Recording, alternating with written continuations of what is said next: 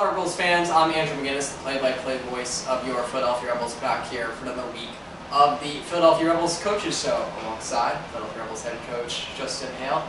Justin, you guys coming off a pretty good weekend, I'd say. 3 points out of a possible 4 against the Danbury Hat this weekend. Obviously a tough loss on Friday night, unable to hold on to that third period lead, but then come back and respond the right way on Saturday to finally snap that losing streak. So how important was it for you guys to get back in the win column and not let that stretch out any further? Really important. You don't want to read too much into things early in the year, but the facts are still the facts. That I think we, had lost 4 in a row. I believe it was 6 or 7 or 7 of 8, and there wasn't panic in the room by any stretch. But again, there's that urgency, and so to be able to kind of get back on the right side of things, as you mentioned, 3 out of 4, it's a good step. Yeah. Did you guys sense that urgency from the team coming into Saturday's game? Obviously, after coming off the close call on Friday, they were like, all right, we've had enough of this. Let's go out and get the win this one. Yeah, and as we talked about post-game, I think to a man in that locker room, there was a frustration level that we let one get away. And we were fortunate to get 1 of the 2 points, but as a competitor, we wanted 2 out of 2. We wanted 4 out of 4. And so they did a good job, sticking with it and showing up ready to play, and kind of a little bit of a back and forth first period, maybe a little bit sluggish on our side, but as the game went on, we just kind of kept with it, kept wearing them down, and were able to kind of benefit as the game got later on. How do you make sure your team channels that frustration in the right way? Sometimes you let those emotions ramp up and they can overwhelm you and you make sloppy mistakes. It seemed like you guys were able to channel it the right way and use it to fuel you on Saturday. It's something we talk about all the time throughout the week. We reference competitive maturity, and so how do you walk that line without crossing it? And sometimes you do have to cross it, and we paid for it. You saw in the Maryland weekend where we took 10 penalties. That's crossing the line, clearly. But as we get into it and we continue talking about it, we practice it, and it's our day-to-day habits and routine that kicks in, because at the end of the day, you fall back to that level of training in those high-stress moments. So those are things we discussed throughout the week, and we did a better job and have continued to improve on that as the years progressed.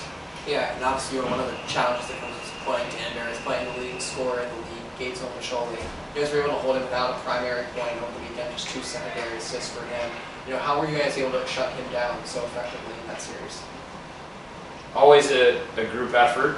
I can't say that it's ever just going to be one guy. It is a group effort, but on the whole, I felt our group has ramped up its competitiveness, has ramped up our level of hard to play against or physicality. I thought that was evident throughout the weekend. That was maybe lacking at certain times in past series. And anytime you're a leading scorer, we talk about, the analogy I'll make is, if you're taking a test, do you want more time to take a test or less time to take a test? And so by being hard to play against, by finishing checks, by skating to loose pucks and being right in their face, that's given them less time to take the test. And so for him, as their leading scorer, we took away time and space, or we attempted to, and you saw the results. Yeah, absolutely. Certainly a tough challenge that you guys were up to. The one thing we also talked about before is special teams, power play, and penalty killing. Both had their works leading this series. You guys scored power play goals in both games. Gave up the 4-on-3 goal on Friday night, and that penalty kill was pretty good. What was different for you guys on those 2 units that allowed you to have better results last weekend? I thought both groups found success by taking what was given. They weren't forcing things. They had pretty good tempo, pretty good puck movement, but they're all good enough players. They're all skilled enough players. It wasn't making a predetermined play. It was having an attack mindset of creating a 2-on-1 on a guy, finding the open pass, and then you do that enough times, you're a man up. It should lead to something good. And so I just thought they had an attack mindset, and they took what was given. Absolutely. Obviously hoping to keep that mindset going up next weekend against the Elmira Aviators. We'll talk about that series with Coach Hale in just a little bit, but now let's meet with Rebels forwards Ryan Bunting and Billy Sheridan. Rebels fans, back here on this week's Coaches Show with, of course, a couple players for your Philadelphia Rebels, forwards Billy Sheridan and Ryan Bunting. Guys, thanks so much for meeting with us today. Really appreciate it. Thanks for having us. Absolutely. You guys, almost a quarter of the way into your season. Obviously, I'm sure had a chance to gel. What have you guys' main impressions been on the season so far? I like the squad we've got. We've got a lot of talent. We've got a lot of guys that work hard, and overall, I think the energy in the room's good. Started off pretty good record, went a little bit downhill, but I think we've got the group to pull it together and end up finishing in the right direction, finishing where we want to be. Yeah, I think we have a good team, good players. I think we can be good this year. And you guys bring a different perspective to some guys because you're both local products from Sewell and West Deptford, New Jersey, respectively.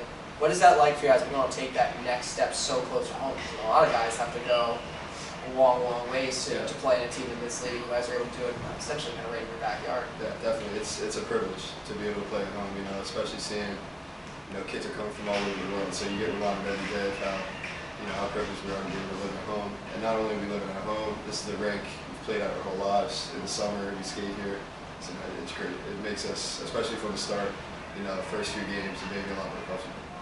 Yeah, it's nice being home and just being 5 minutes away from the rink, but it shows other kids that you don't have to go far away to play juniors. Stay home and play. Absolutely, and you guys talk about how the hockey community is always just close-knit.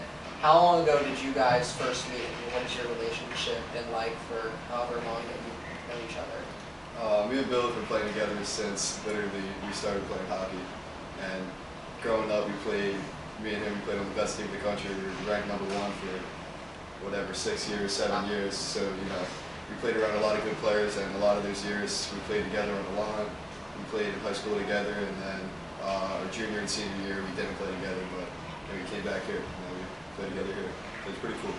Yeah. Awesome stuff, guys. Then, I talked about earlier how some guys from the team are from much farther away than you guys, not just all over the country, but all over the world. Yeah. What is it like sharing a dressing room with those guys as opposed to when you were little kids growing up and everyone you were playing with was from nearby? Yeah, well, I feel like it's part of the experience. You meet people from all over the place, all over like you said, all over the country, all over the world, and there's a language barrier there sometimes. So it's interesting. It's kind of fun to navigate sometimes, and it makes for some cool relationships.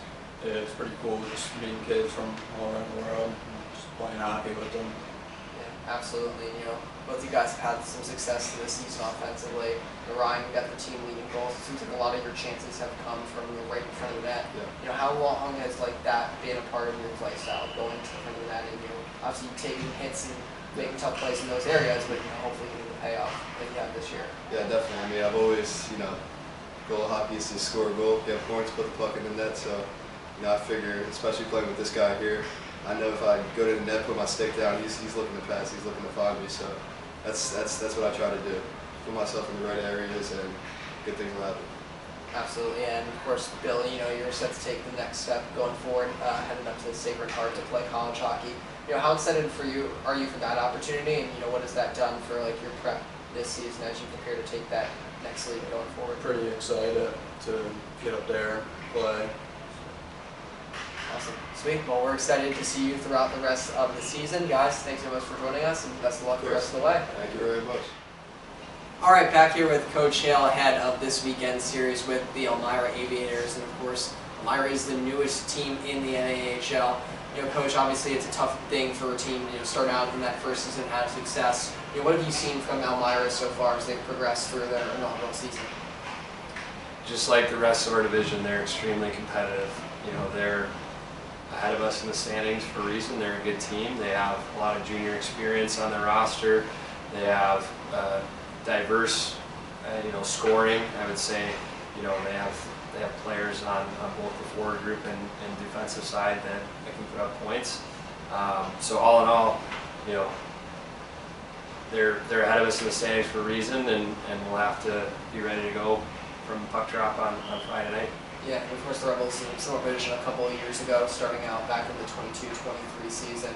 What's different about a first season for a franchise compared to when you're more established getting into the rhythm of things? It's a lot. It can be anything from as you mentioned, it's a lot of firsts. It's first time playing teams. It's first time going to certain cities. It's what do you have to do, from a protocol standpoint when a visiting team is coming in. And it's getting used to playing within our division. Our division is different, just like other divisions. Kind of style of play is different. So there's a lot of firsts, a lot of adjustment.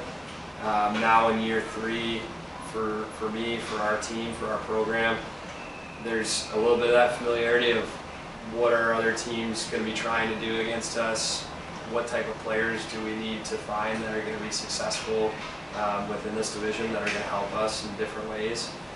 So it's just more continuity, more familiarity, and you understand the landscape a little bit more. Absolutely. Definitely good insight to have on there. Obviously, Rebels were in a similar position just a couple of seasons ago. Getting ready to take on the Aviators this weekend. Coach, thank you so much for sitting down with me once again. Rebels will be back home next Tuesday, October 29th, for a midweek match with the New Jersey Titans, and then next weekend they'll host the Rochester Junior Americans after their road trip to Elmira. We'll see you in a couple of weeks. Obviously, the Tuesday game won't have a show next week. We will see you in early November to talk about all that's happening with your Philadelphia Rebels.